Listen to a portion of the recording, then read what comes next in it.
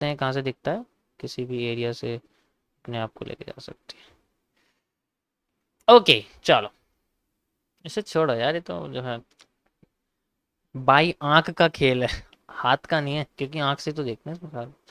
तो छोड़ो यार, आ जाओ। चलो, सो ये था गाइज आपका फेज 3 का पहला topic according to separation of powers में। ठीक है, ये चीज़ें धीरे धीरे करके अपडेट होती रहेंगी।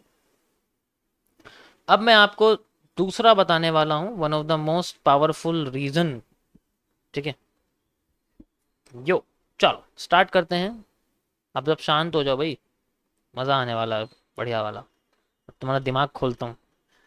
जो लोग आरएसआई की बुराई करते हैं प्लीज़ वो लोग थोड़ा सा सीट पकड़ के बैठ जाएं, क्योंकि क्योंकि वो जो है थोड़ा सा काम कर सकता है अलग अलग रीजन पे। ठीक है,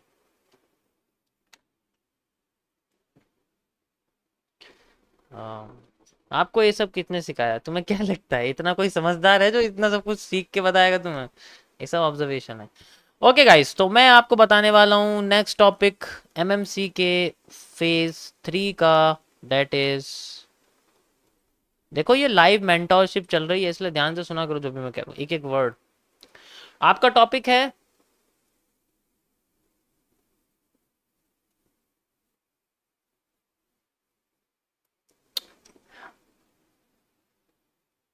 द वर्ल्ड ऑफ आरएसआई।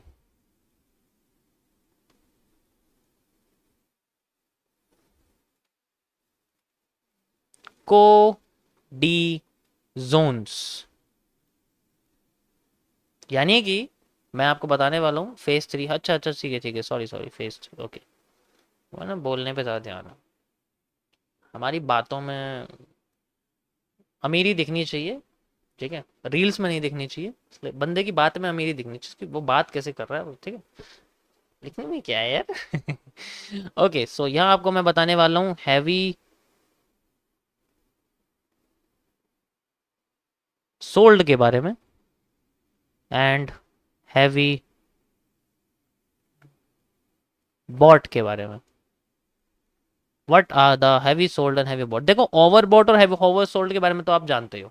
ठीक है, ओवर बॉट और ओवर सोल्ड के बारे में आप लोग सब जानते हो, लेकिन अब मैं आपको बताने वाला हूँ ऐसी कंडीशन जिसके अंदर मार्केट में ओवर बॉट होने के बाद भी मूव आ जाता है, कंटिन्यू करने वाली होती है। इसी के बेसिस पे मैंने एक स्ट्रेटेजी डेवलप करी थी जिसका मैंने नाम रखा था डार्ट ड्रैगन। कुछ लोग पहले से भी जानते हैं, मैं इसको भी यहाँ रिकॉल कर दूंगा थोड़ा सा। ठीक है, देखो ये तुम्हारे गेम का वर्ड नहीं है रिकॉल करना, ये मेरा यहाँ पर मैं रिवाइज कर रहा हूँ तुम्हें। द ड्रैगन इसमें स्ट्रेटेजी रखी थी। ठीक है, इसमें क्या था कि अगर देखो मान लो आरएसआई है आपका, ठीक है, आरएसआई ऑब्वियस सी बात है।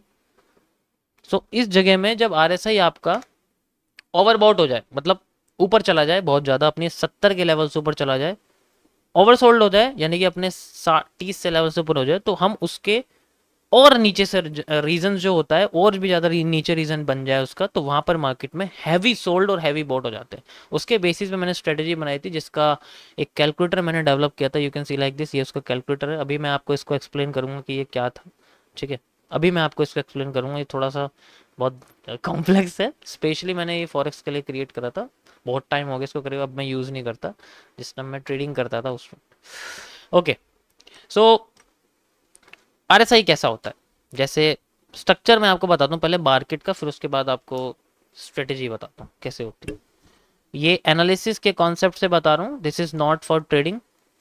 ये एनालिस्ट, जो एनालिस्ट हैं उनके लिए ये कॉन्सेप्ट है, जो एनालिस्ट हैं। देखो जब मार्केट अपने आप को फ्लोट कराती है नीचे की साइड, तो उसमें कोई इशू नहीं होता कि वो अपने पिछले किसी सपोर्ट को ब्रेक करके आ रही है। ऐसा तो वो हर बार करती है, ऐसा कोई नया रीजन नहीं है कि वो नहीं करती है। ये उसका एक सपोर्ट पॉइंट होता है, जिसे आप एसएमसी की भाषा में ब्रेक ऑफ स्ट्रक्चर कह सकते हो और ट्रेडिशनल लैंग्वेज में ब्रेक डाउन कह सकते हो। बस ये एक ब्रेक है, ब्रेक डाउन कर दिया उसने यहाँ पर इस पोर्शन पे, अब वो अपने आप को कंटिन्यू कर रही है नीचे की साइड। अब ये सारा रीजन जो ब्रेक डाउन से नीचे का होता है, आरएसआई में उसको बोलते हैं हम लोग ओवर सोल्ड।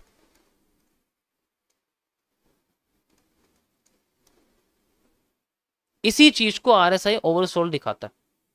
ठीक है, यानी कि 30 लेवल से नीचे आ गई मार्केट, अगर आरएसआई बन रहा होगा 70 पर, 30 पर, तो इस कंडीशन में जो RSI का ग्राफ होगा वो आपको 30 से नीचे जाता हुआ दिखेगा, तो इस कंडीशन में वो ओवर सोल्ड हो जाता है।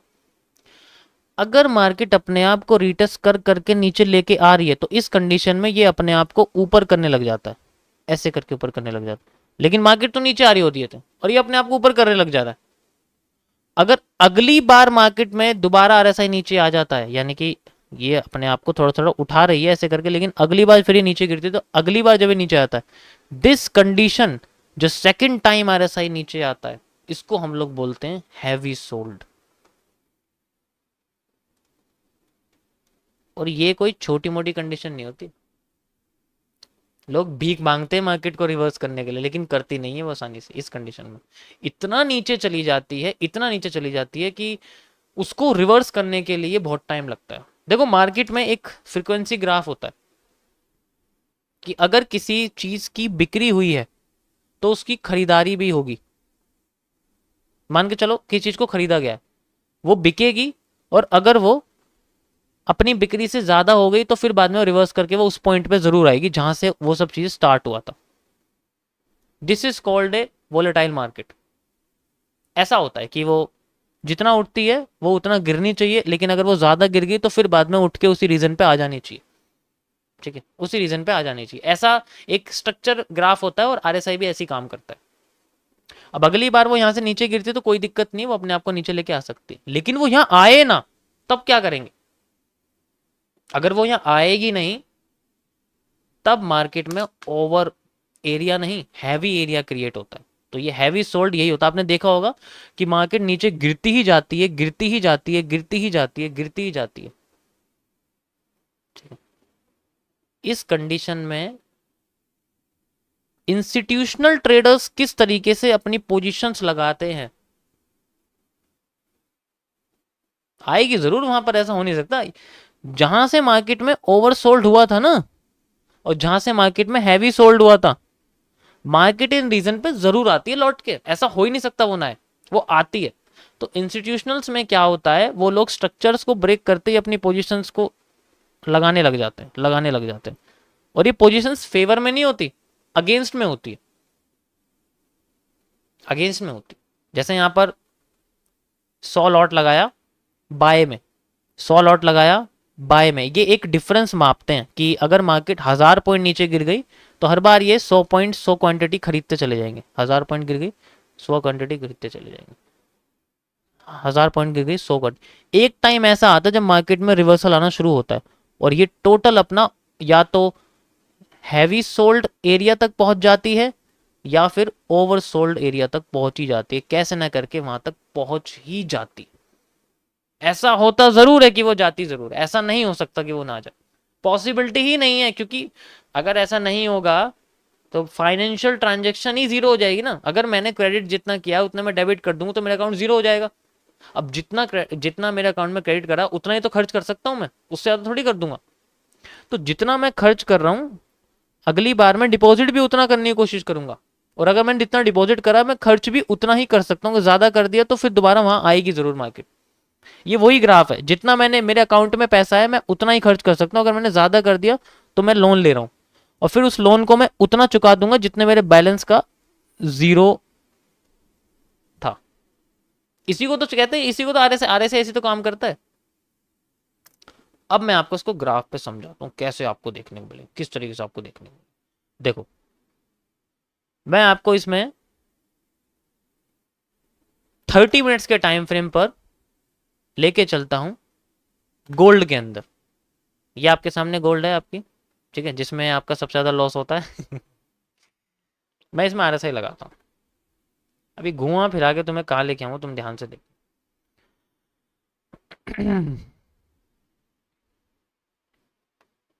This is the condition of overbought. यहां तक मार्केट को आ जाना चाहिए था रिवर्स करके, बट मार्केट ने क्या करा, अपने आप को ऊपर ले जाना प्रेफर करा और मार्केट अब RSI में नीचे आ रही है। तो दूसरी बार जब ये अपने आप को उसी रीजन में ले जाती है, इस कंडीशन को हम लोग बोलते हैं हैवी सोल्ड। सेकेंड टाइम, वैसे तो ये भी है, आप ये भी कह सकते हो, देखो ये भी है, इसको भी आप कह सकते हो, ये एक हैवी सोल्ड की कंडीशन है, ये भी एक हैवी सोल्ड की कंडीशन, तो इसे दोनों को कह सकते हो, या तो ये ले लो या ये ले लो, ये दोनों ही मार्केट में हैवी सोल्ड की कंडीशन